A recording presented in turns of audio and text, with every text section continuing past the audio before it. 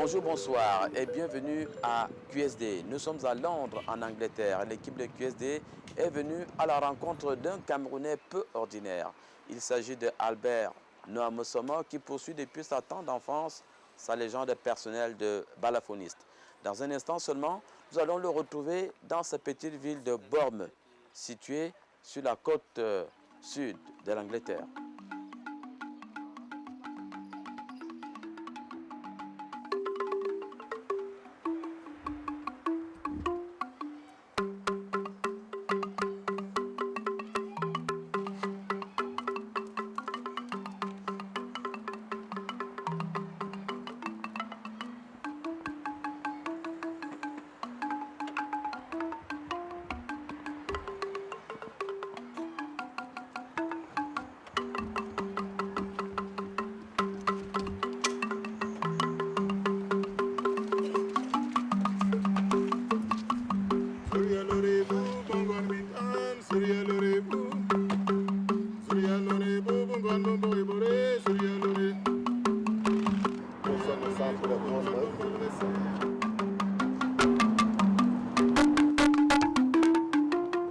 À notre gauche, c'est un grand centre de conférence.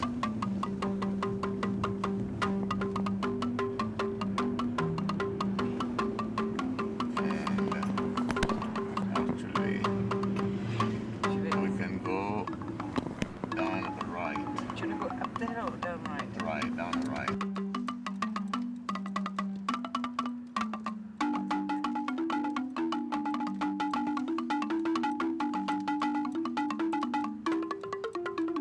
And And then then uphill. Can we go to Debenham? you can't. On only buses. Okay, so we have to go up.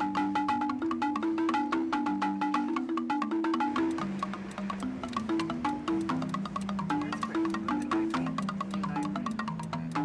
And we just go straight, Straight. go straight there. Straight, yes.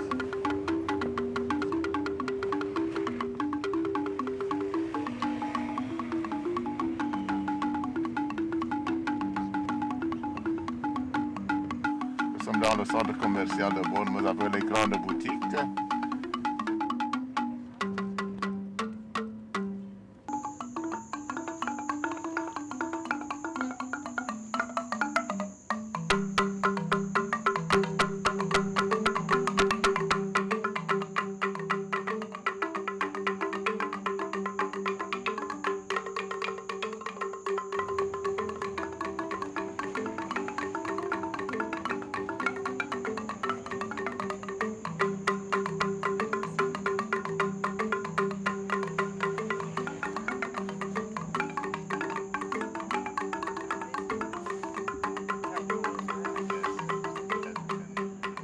En face de nous, c'est l'hôtel de ville de Bournemouth.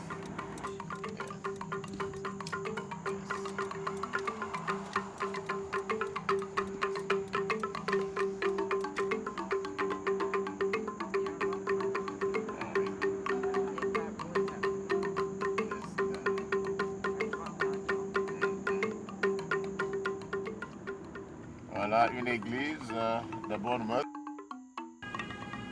Et il y en a plusieurs dans la ville.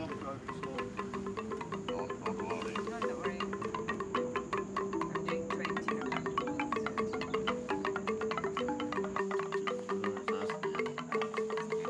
Or you can do as he did. Yes, as he did. Voilà le centre, le cœur même de Bournemouth.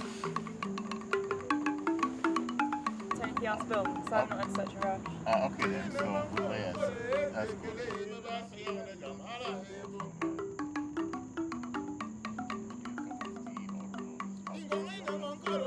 Voilà, donc une petite balade à travers Bournemouth. We'll just go right to stop so that we can have a view at the public triangle. C'est ici que vit Albert Noah Mosoma et son épouse Julie.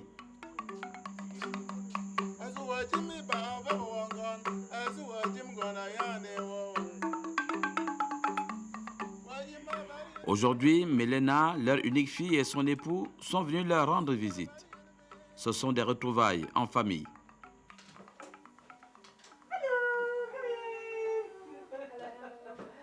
Nice to see you. To see you now. Hello. How are you today? Hi, Melina. How are you? Well, thank you. Hi, Joel. Hi.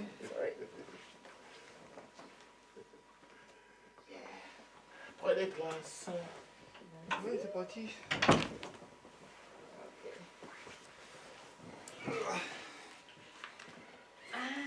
C'est très bien.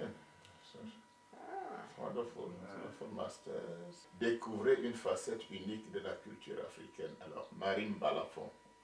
Il y a beaucoup, voilà, beaucoup, voilà. Yeah, that's D'accord. right. Beaucoup de Beaucoup pays, de mais il n'y a pas de musiciens. Cameroun. Yeah. Voilà, il n'y a pas de Cameroun là. Fantastique. Voilà. Eh bien, bon, nous allons présenter dans le Balafon camerounais aussi. Là. Excellent. Merci beaucoup. Ça, Excellent. c'est très bien. Very J'ai good. aperçu ça ce matin. Just think, ah, ok. Excellent. Quelques copies from. Voilà. Actually, I'm Merci. Voilà. Ah, en plus, non, c'est très bien. Yeah, we Ah oui, j'ai use déjà the vu website.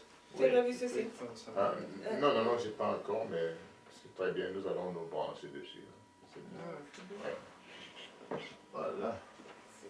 Le balafon, j'ai mis mon balafon et j'ai le mien là. Donc, ça tombe bien. ça tombe bien. Parce que je vous ai dit qu'on est en train de préparer un programme, là, un film. Là. Ah, Voilà. Et le programme, le titre, ce sera Jamais sans mon balafon. ah, d'accord. Et ça tombe très bien. Balafon, Par la forme. Aliou Mané, Keba Mané, Et c'est Colomba sur Traoré. plusieurs artistes ou c'est seulement sur toi ou... Oh, c'est un peu, on appelle, enfin c'est l'itinéraire, hein, Ah. le parcours. Mon parcours avec le balafon depuis l'enfance jusqu'à nos jours. Dommage, je n'ai pas poursuivi ma carrière en tant que danseuse de balafon. Ah oui, tu dansais bien dans le jam. En Angleterre, depuis plus de 2 décennies, Albert Nome Sommer vit essentiellement de son balafon à travers une activité débordante. Ce que je fais généralement, je vais dans des institutions, des écoles, des lycées ou des collèges. Et là, j'amène mes instruments de musique, notamment des balafons, ensuite des tam-tams, les minkouls de chez nous, ou bien les mimbes, les tambours. Maintenant aussi, j'associe le djembé qui devient très populaire. C'est un petit tam d'Afrique occidentale qui est très populaire à travers le monde. Donc j'amène tous ces instruments et les enfants peuvent donc jouer dessus. En même temps, je fais les contes, les chants. Bon, ça, c'est le premier, c'est ce qui est très très populaire.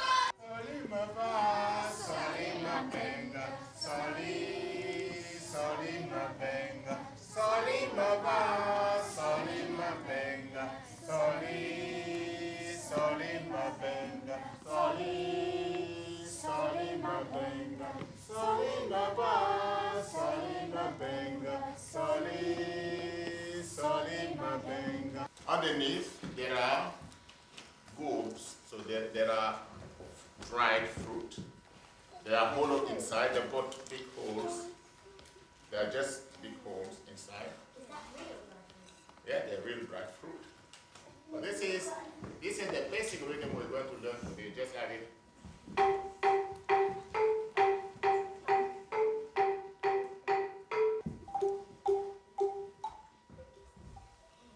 Do it one hand, right hand.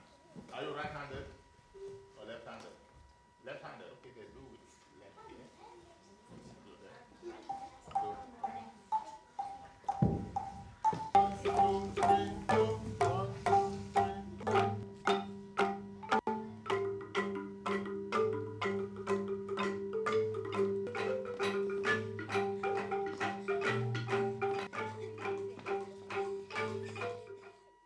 We do it again, and when it is the starting point, everybody raise their hand up.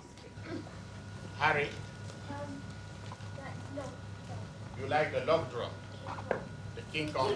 Ensuite, dans certaines institutions, surtout au niveau des établissements scolaires, on m'appelle parfois pour faire des conférences ou à l'université. Donc, vraiment, Je peux dire que je fais, comment dire, je me produis pratiquement de la maternelle à l'université. Et non seulement dans ces milieux, mais aussi dans les centres sociaux, parfois les centres des handicaps, ou encore les maisons de retraite, voilà. Même des asiles, même les prisons, partout où les gens savent que je peux venir apporter cet élément de différence de la culture d'Afrique. On m'appelle et puis j'y vais toujours de bon cœur. Pour être tout à fait complet, Albert Noam Soma dispense aussi des cours de balafon à domicile. Good, good, good. We're going to have a lesson? Yes. Fantastic. Okay. Voici le balafon de Lizzie, mon élève de Bournemouth. J'ai dû fabriquer ce balafon moi-même parce que les boutiques où on peut acheter les balafons, il n'y en a pas beaucoup. Ça n'existe presque pas des balafons comme celui-ci. Et Lizzie est mon élève de balafon depuis bientôt 2 ans. Très talentueuse. I'm saying you are very, very talented student. Donc.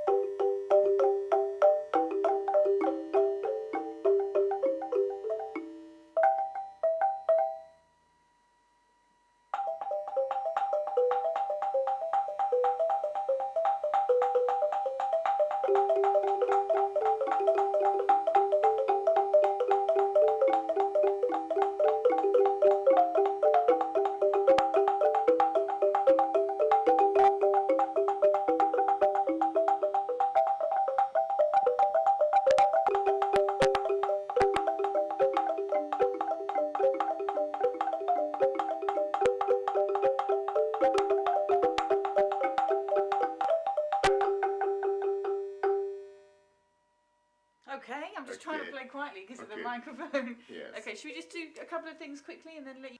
Biza, oh, Biza, oh, Biza, Biza, Biza, Biza, oh, Biza, oh, Biza, oh, Biza, oh. Okay. I'm Can terrible with you do titles. it again? Do it again. But take it easy.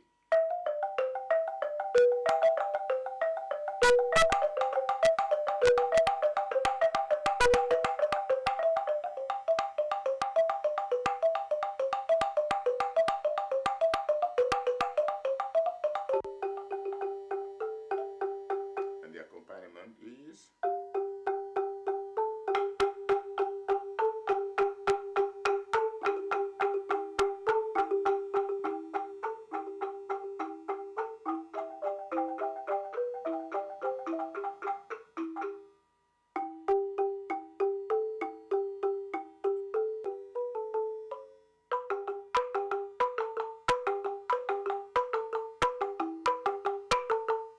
Well done. Very good. Very, very good. Very good.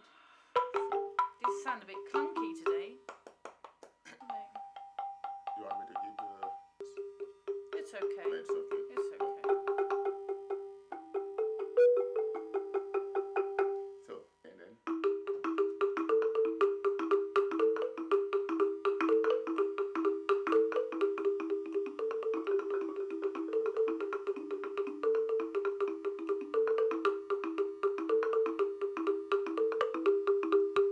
Very good.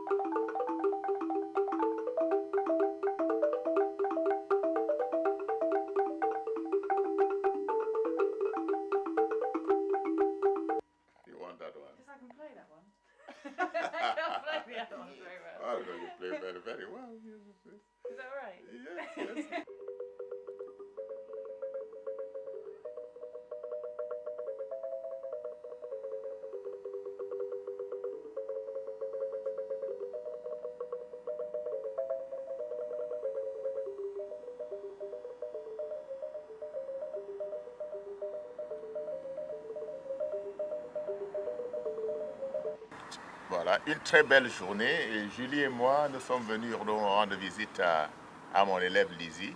Ici, nous sommes dans la banlieue de la petite ville de Christchurch, qui est juste à côté de Bournemouth. Et nous sommes près des lagunes de Christchurch. La mer est beaucoup plus loin par là-bas à gauche. Et la ville de Bournemouth, c'est à l'ouest par ici. Alors, nous jouons, we play.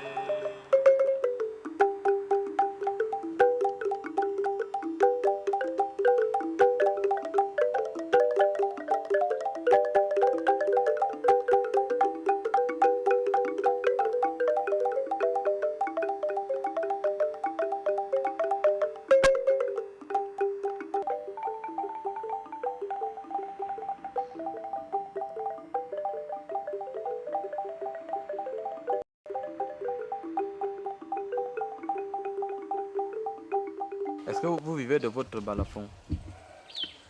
Ça a pris du temps, tout simplement parce que je n'étais pas connu. Mais actuellement, je ne vis que de mon balafon.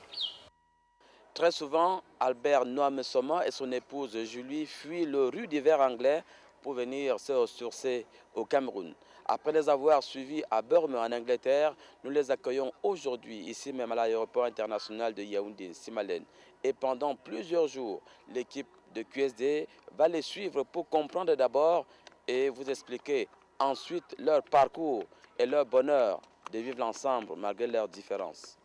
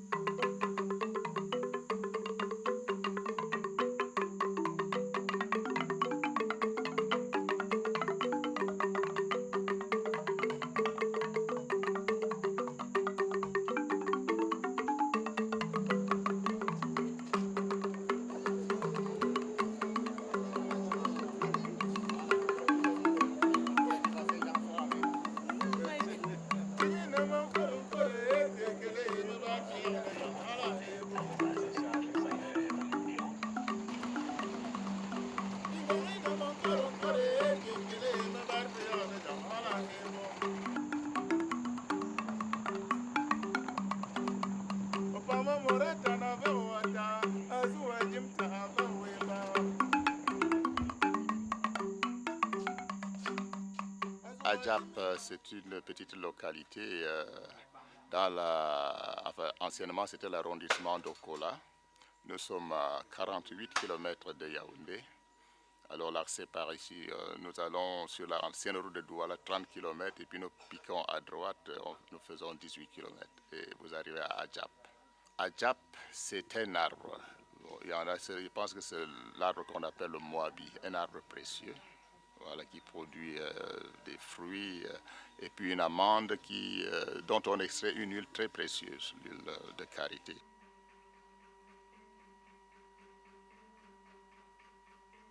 Je suis né ici à Adjap en 1947 et j'ai fait 6 ans dans la maison paternelle et le nom que je porte, mon prénom étant Albert, on m'avait donné le nom d'un de mes oncles. Alors, tout le nom, Albert Assomo, et puis ce nom par la suite a été déformé par les gens qui écrivaient l'acte de naissance. On a mis le nom de mon père avant, Noah, et Assomo on a transformé en Messomo. Bon, donc ça c'est la petite histoire pour mon nom. Parlez-nous un peu de vos parents. Mon père a donc été boy cuisinier des pères à la mission catholique d'Enlon. Il a travaillé avec eux pendant un certain temps et après il est revenu au village pour faire la culture de cacao. Donc mon père était planteur du temps où je suis né. Et quant à ma mère, elle a toujours été ici, enfin, à la maison, femme comme en Afrique. Elle s'occupait donc des plantations et ma mère a eu une dizaine d'enfants. Nous sommes 7 vivants maintenant. J'ai 3 frères, 3 sœurs.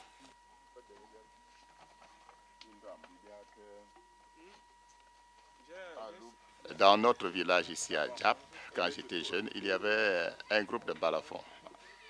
Et ce groupe de balafon appartenait plus ou moins au chef. Mais le meneur, il s'appelait Charles Nkouda.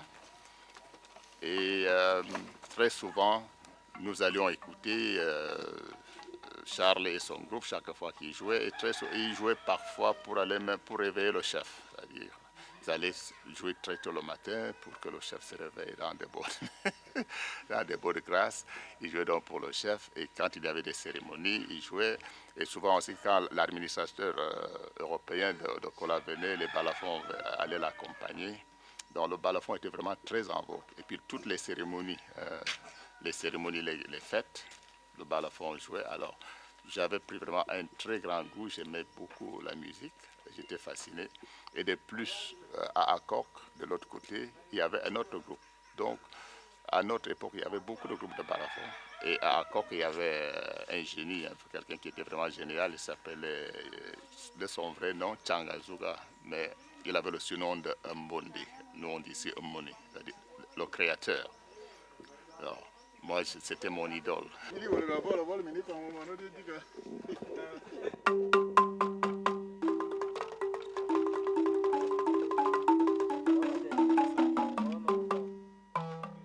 Quand il y avait un spectacle ou un événement animé par balafon, nous, les petits enfants, et moi particulièrement, nous courions derrière le groupe. On suivait le groupe et on faisait semblant même qu'on jouait, même si on n'avait pas le balafon.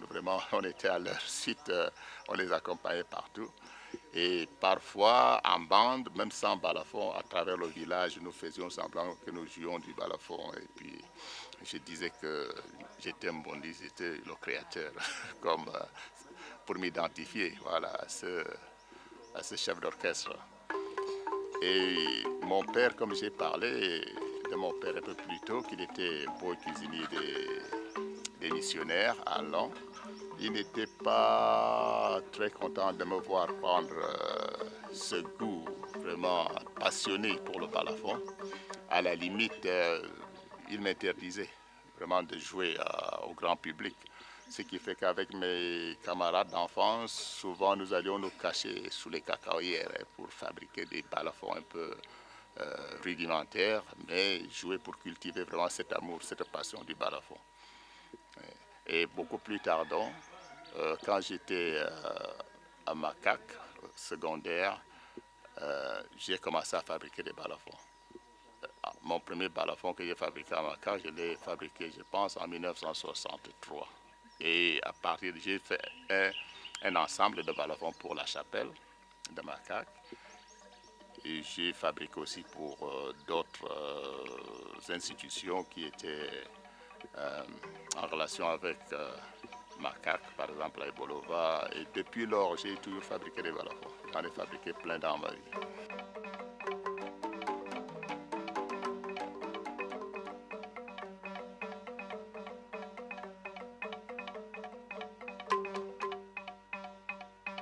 J'ai entrepris l'école primaire à Voie 1, qui est à peu près à 5 km d'ici. Et j'ai resté chez l'oncle Albert jusqu'au C1. Après cela, je suis allé à Evodoula, à l'école primaire d'Evodoula de la mission catholique, où j'ai étudié jusqu'au cours moyen 1. Je suis donc revenu à la maison paternelle dans les années fin, je pense les années 59, à Akok, l'école d'Akok qui est à 3 km d'ici, en allant vers Okola. Et c'est à Dakok, quand j'étais à Akok, que j'ai eu mon CPE. Après cela, je suis allé au juvénat des Frères du Sacré-Cœur à Anlon. Et de là, je suis allé à Makak après une année.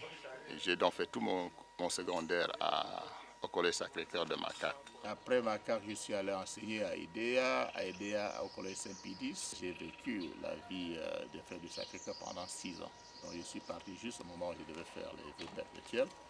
Alors j'ai décidé que bon, je devais retourner dans la vie séculière. C'était de mon propre gré. Après ça, j'ai fait des études à l'école normale supérieure. Je suis donc sorti professeur certifié, bilingue. Mais même à l'école normale supérieure, j'avais fait ma thèse, n'est-ce pas, sur le balafon. Et ma thèse, enfin, mon mémoire était intitulé Approche ethno-littéraire du balafon des petits. J'ai essayé donc d'analyser le balafon et de montrer que, puisque je faisais les lettres, donc j'ai essayé de montrer que dans nos traditions, n'est-ce pas, la musique est intimement liée à la langue et puis à la littérature. C'est-à-dire on part de la langue à la musique et puis la musique aussi marie, n'est-ce pas, toutes les inflexions de la langue et à partir de là, non seulement ça, il y a aussi le fait que dans la musique du balafon, il y a toute une littérature.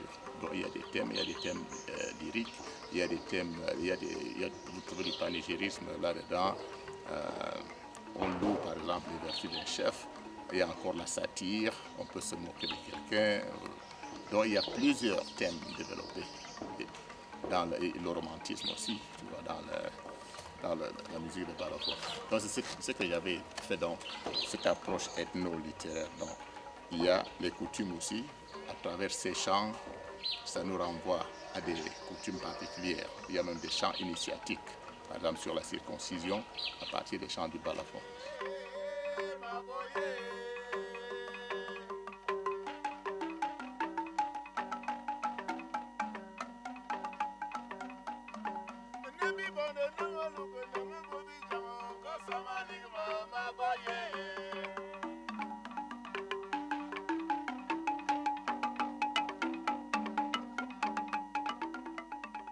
J'étais donc à la recherche scientifique pour faire la recherche en ethnomusicologie. Ce que je dois dire, ce qui est remarquable, c'est ma passion pour la musique n'a jamais eu de trêve.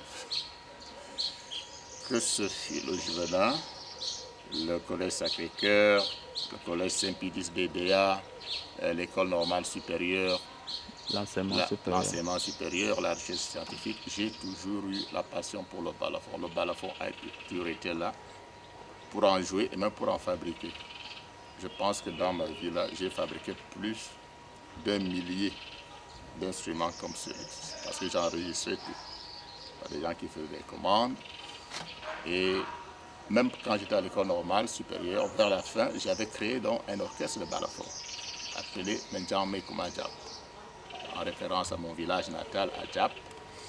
Et avec cet orchestre, donc, j'ai fait des concerts, des manifestations publiques, ici, notamment à Yaoundé. Et nous nous sommes produits aussi à l'étranger, à des festivals, notamment en Allemagne. Je pense 2 fois, on a fait pratiquement le tour de l'Allemagne, on était même allé en Autriche.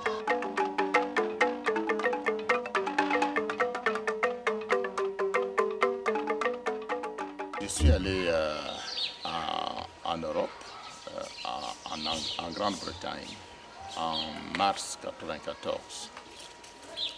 Et je m'y adapte très très bien, parce que déjà j'avais passé une année en 1976-1977, pour mon stage de linguistique en anglais. Bon, c'est cette année-là aussi que notre premier fils est né. Et je m'adapte donc, je crois, très bien, parce que, bon, après avoir essayé de trouver un emploi d'enseignant là-bas, je me suis rendu compte que comme j'avais fait tous mes diplômes au Cameroun, que ces diplômes n'avaient pas beaucoup d'équivalence là-bas. Alors on m'a fait plutôt comprendre que les portes étaient plus ou moins fermées pour moi pour que j'enseigne. Voilà. Mais comme j'avais plus d'un tour dans mon sac, plus d'une corde à mon arc, j'ai donc commencé à présenter la musique traditionnelle. À tel enseigne qu'après 10 ans maintenant, je peux dire que je me suis très bien intégré dans la société parce qu'on accepte très bien l'art que je présente par la musique du balafon, ensuite les tam-tams et les contes, parce qu'il faut aussi les contes. Je conte, je chante, je fais avec l'ombette, un peu comme dans la tradition là, des fans d'Eti. Voilà pour l'histoire et le parcours de Noam Sommo. Mais quand et comment a-t-il rencontré Julie, la belle anglaise? Nous nous sommes rencontrés en Pays Bassa, au collège Sacré-Cœur de Makak. Et Makak en Bassa, ça veut dire les promesses. Alors c'est là que nous nous sommes rencontrés.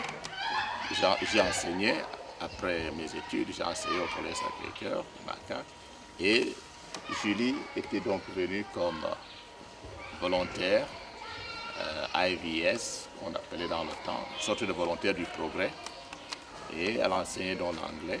C'est ainsi que nous nous sommes vus pour la première fois en 1971 et nous nous sommes mariés 4 ans plus tard. Moi, j'avais fini mes études à l'université à Londres et c'était un peu à l'époque où, disons que les jeunes voulaient changer un peu le monde, essayer d'avoir un meilleur équilibre du point de vue commerce et puis beaucoup de choses. Donc, j'ai voulu apporter une contribution à ce changement pour un meilleur monde. J'avais fait la demande d'être volontaire et c'est eux qui m'avaient dit « Bon, nous avons un poste d'enseignant au Cameroun, dans un endroit qui s'appelle Macaque, professeur d'anglais. » Alors j'ai dit « Mais tiens, où se trouve le Cameroun ?» Vous savez, les Anglais ne sont pas très forts en géographie. Alors j'ai vu sur la carte et puis j'étais très heureuse, très contente. Découvrir l'Afrique, pour moi, c'était une joie, quoi. Alors vous arrivez à Macaque? Oui, oh, j'ai trouvé... tout était très différent à l'Europe. D'abord, il faisait très beau, très chaud. Bon, et puis, bon, la nature est magnifique au Cameroun. La nature est très belle dans la forêt. Et puis... Les hommes aussi? Disons que j'étais une jeune demoiselle. Donc, j'ai trouvé effectivement que les Africains, c'était pas... Au Cameroun, ce n'était pas comme les Africains que j'avais pensé découvrir. Parce que dans les médias européens, souvent, les Africains sont vus comme des gens qui font de la guerre, qui sont très pauvres, qui sont tristes, qui sont malheureux, qui n'ont pas assez à manger. J'arrive au Cameroun, qu'est-ce que je découvre? Un très beau peuple, des gens très aimables, très ouverts, en train de sourire, très heureux. Enfin, c'était le contraire de ce que j'attendais, quoi. Alors, Monsieur Noah, disons que je me disais, pas mal. Il vient perdre son temps ici. J'avais dit aussi la même chose. Pas mal.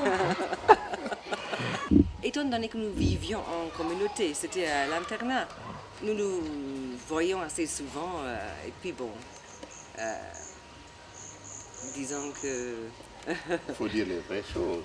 Nous étions donc des jeunes et puis nous faisions beaucoup de sports, la natation, le volleyball, le basketball. Alors, je pense que ça nous a rapprochés petit à petit. Oui, mais il faut dire que les dirigeants canadiens, c'était des frères canadiens, ils m'ont appelé une fois pour me dire que je devrais en fait plutôt regarder les jeunes volontaires français.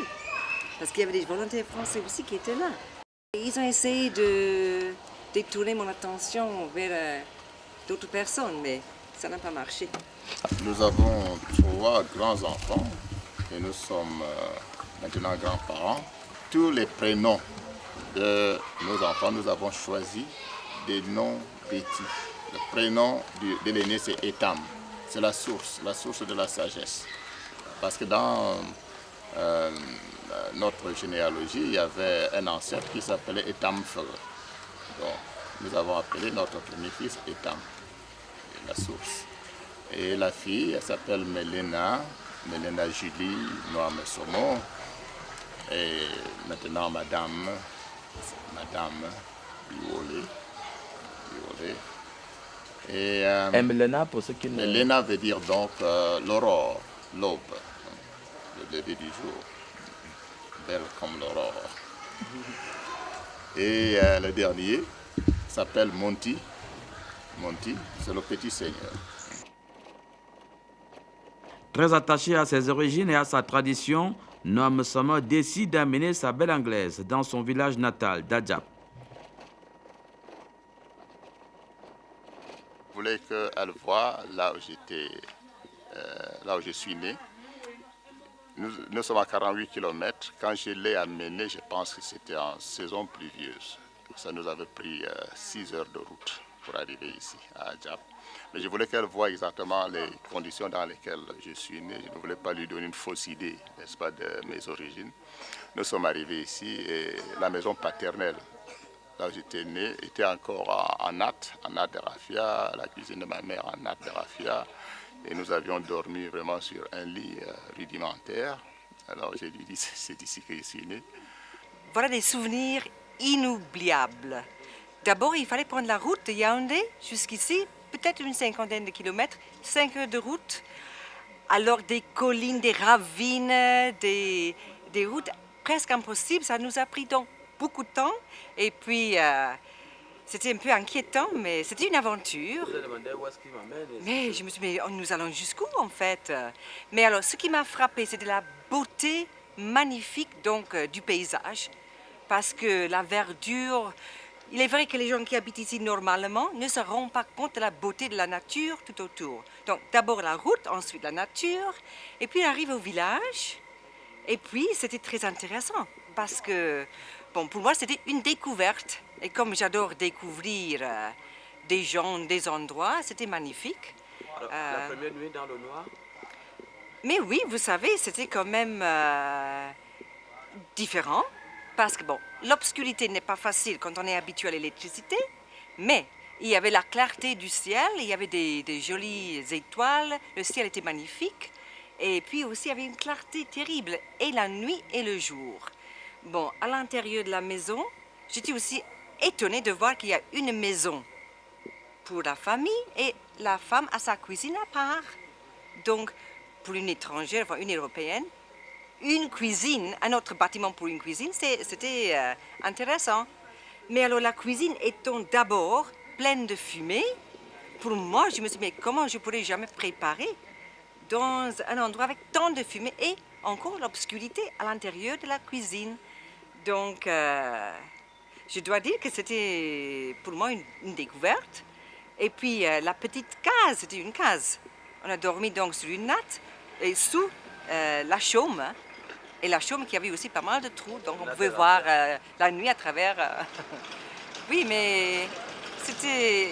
Je dois aussi dire qu'il faut souligner l'accueil formidable de toute la communauté. Alors que moi, je suis une Tangane blanche et je viens de très loin, j'étais foudroyée de voir la joie et puis l'accueil et la sincérité. Les gens m'ont très, très, très bien accueilli, avec amour et joie.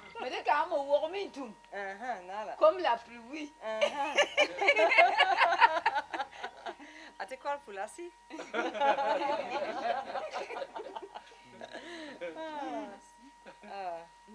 C'est pourquoi je suis venue. L'accueil comporte la joie, la musique, la danse, le mayommelin, le vin de palme, et puis bon, de la nourriture, des montagnes. Encore une chose, européenne, préjugée, ou disons, j'avais pensé qu'on allait trouver donc des gens maigres et affamés, ou disons, un peu tristes, mais non, j'ai jamais vu autant de nourriture de ma vie, ni en quantité, ni en qualité. Parce qu'ici, les gens travaillent beaucoup et ils font de très bonne nourriture. Alors maintenant, pour aller puiser de l'eau, pour se laver, comment vous faites? Mais c'est formidable maintenant, parce que nous avons donc un puits juste à côté. Nous pouvons avoir de l'eau là-bas. Autrefois, il fallait aller au fin fond d'un ravin. Mais je suis partie avec un seau comme ça et pour remonter, c'était terrible. Arrivé au village, je finissais par avoir de l'eau comme ça. Donc, je n'étais pas très efficace pour puiser de l'eau. Mais mes enfants, on a adoré puiser l'eau. Pour eux, c'était l'aventure, la première chose qu'ils voulaient faire. Alors que les enfants du village ne veulent jamais puiser l'eau, mais nos enfants voulaient puiser de l'eau. Oui, sur la tête. Et j'ai tout essayé de bien garder de l'eau sur la tête. J'ai jamais réussi.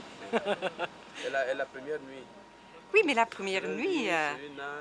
On était d'abord fatigués après ce long voyage. Mais oui, c'était... Il y avait du charme. Et je pense qu'avec l'accueil des gens, bon, le reste, bon, l'obscurité, bon, le confort physique, c'est peut-être parfois secondaire pour moi, personnellement. Parce que le côté humain est aussi très, très important, je vois, pour moi. Donc, Et comment vous communiquez avec votre belle famille? Bon, alors, ce que nous faisons, alors, ce qui est très bien et intéressant, c'est que ma belle-mère est en fait d'origine Ewondo. Bon. Et j'ai aussi une belle-sœur qui parle beaucoup Ewondo. Et puis, il y a les Eton. Alors, chaque fois que j'essaie d'apprendre quelque chose, il y a le problème de mélange, parce qu'en fait, c'est deux dialectes, pas un. Mais ma belle-mère qui est Ewondo me gronde, parce que je ne parle pas Eton, mais elle-même, au village Eton, parle Ewondo. Non, disons que j'ai quelques petits mots d'Ewondo et d'Eton, mais il y a toujours des gens autour qui me font la traduction, quoi. Mais non, mais je peux m'exprimer quand même pas mal de petites choses, quoi. Ok. Et quand vous revenez comme ça de temps en temps, Oui. c'est pour vous ressourcer, ça vous rappelle Oui. quoi quand vous revenez comme ça? Mais enfin, il faut dire que quand on est maman et grand-mère, il faut comprendre que c'est bien si on peut rendre hommage à la maman de mon mari. Et puis bon, c'est notre village. Et nous aimons venir dans notre village. Donc, disons, il y a un sentiment que j'appartiens ici. Et puis aussi le sentiment d'amour aussi du village. C'est un très bon village. Je m'estime chanceuse. J'ai de la chance, je trouve, d'avoir un village où les gens sont bien. Les gens sont très gentils. Très bien. Et puis, on se sent bien à l'aise. J'ai de belles sœurs et des beaux-frères formidables. On s'entend bien. On se chamaille beaucoup. On se gronde. Mais on est bien. On est chez nous. Vous avez oublié votre village d'Angleterre? Non. Est-ce qu'on oublie son village? Ah non. Ah non, non, non, non, non, non. Je ne suis pas une personne qui veut prétendre d'être 100% Ngoneton ou Minigayton. Je ne suis pas. Je suis Eton, mais en même temps d'origine galloise. Donc, mes origines, je ne peux jamais oublier. Et c'est ce qu'on essaie d'enseigner à nos enfants. Vous avez des origines anglaises, galloises, Eton, Bassa, Ewondo. Il y a tout ça dans nos enfants. Donc, ça fait un bon métissage. un bon métissage, justement. C'est un cocktail. Pas molotov, mais c'est un cocktail.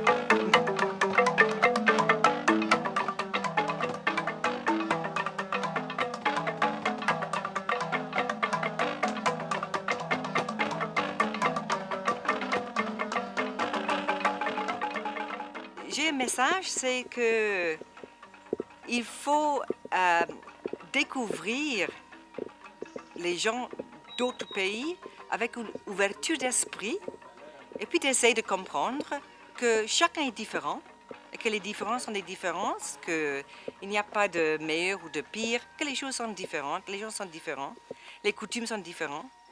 Et il faut essayer de comprendre et de ne pas juger. Il faut apprendre et comprendre. Apprendre et comprendre les autres sans préjugés et sans a priori, c'est l'une des leçons que nous retenons de cette belle histoire d'amour vrai entre Albert, le Camerounais, et Julie, l'Anglaise.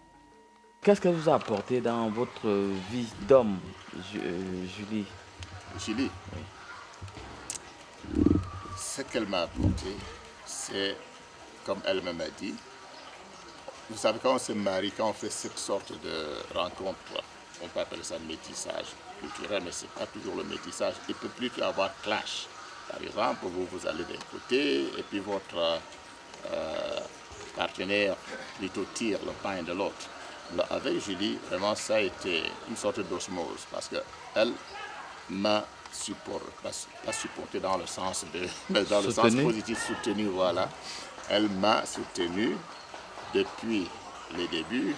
Bon, je peux dire que pour moi, comme c'est une passion, on peut me dire que c'est une folie. Parce que quand on aime quelque chose, on dit j'aime quelque chose à la folie. Et le soutien qu'elle me voue pour cet art, elle me dit parfois avec un peu d'humour qu'elle sait qu'elle est second rang, qu'elle est le second rang. Donc quand vous dites jamais sans mon balafon, alors de quel balafon il s'agit?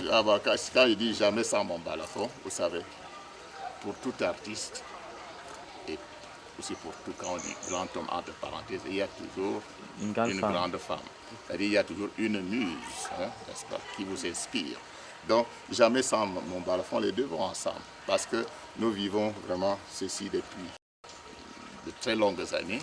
Donc Julie m'a été Emma toujours été de très grand soutien, avec même le Menjame Kumadjap, c'est elle qui faisait les costumes, les contacts pour des choses comme ça. Et en Europe, en ce moment, c'est elle, on blague, c'est elle ma secrétaire particulière, c'est elle qui fait tous les contacts. Et puis, donc, nous vivons très très bien.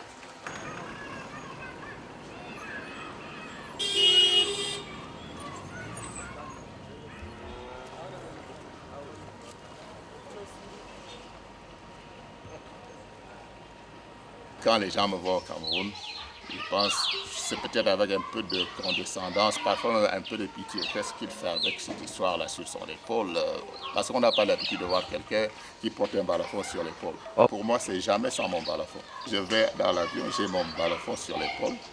Parce qu'il y a quelqu'un qui m'a demandé une fois, c'est quoi, tu portes un balafon? Mais je dis, mais c'est un instrument de musique comme un autre. Parce que quand vous voyez des Européens qui arrivent ici avec une guitare sur l'épaule ou bien, c'est pas quoi, un accordéon. Voilà, ou l'accordéon, on trouve ça normal. Pourquoi est-ce que ce sera normal qu'on ait un balafon? Est-ce que ça ne vous dérange pas de jouer comme ça en plein carrefour à Yaoundé? Pas du tout, pas du tout. Vous savez, la tradition du balafon chez nous, comme les musiques chez nous ici, ça se joue en plein air. Ça ne me gêne pas du tout. Même si vous me mettiez au stade Omnisport, je serais à l'aise.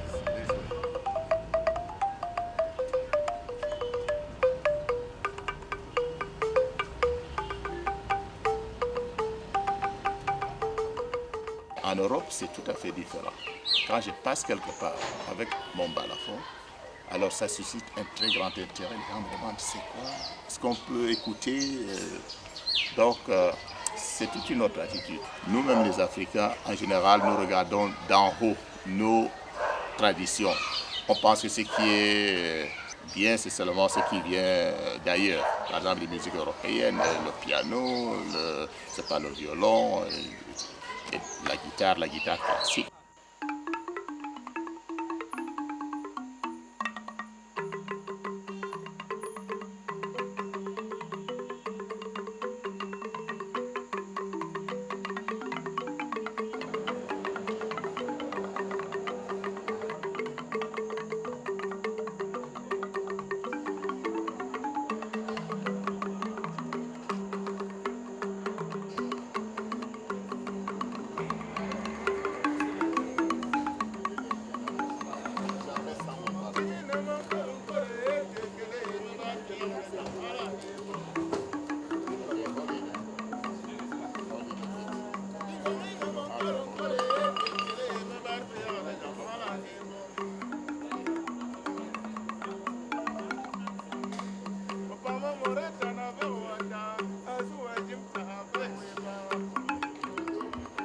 Après nous avoir permis de feuilleter le grand livre de leurs souvenirs, Albert et Julie, après s'être ressourcés au Cameroun, s'apprêtent à regagner, la main dans la main, la petite ville de Bob, sur la côte sud de l'Angleterre.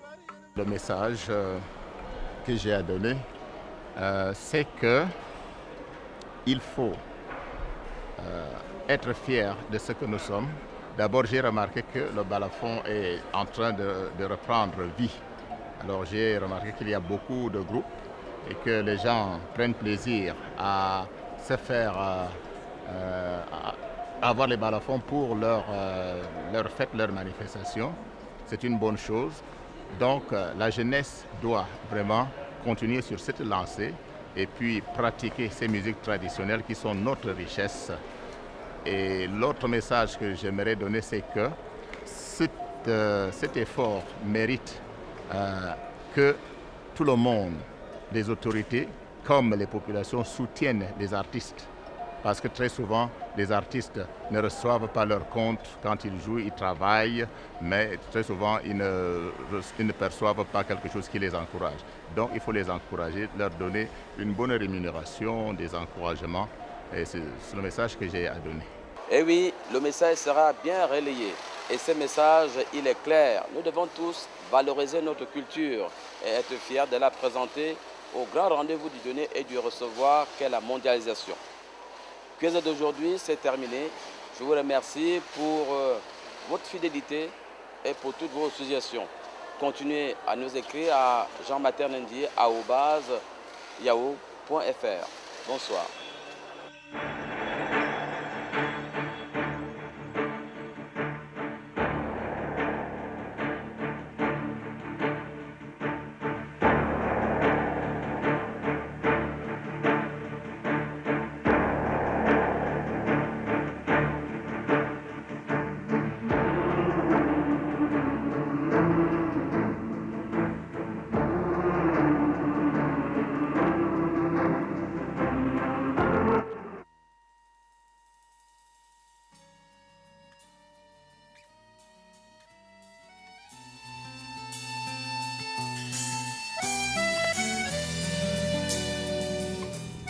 Au terme de disposition de la Constitution de notre pays, qui date de 1996 et qui a été revue récemment au cours de la session du mois d'avril, le parlementaire est celui qui légifère, donc il vote les lois, et le parlementaire contrôle l'action du gouvernement.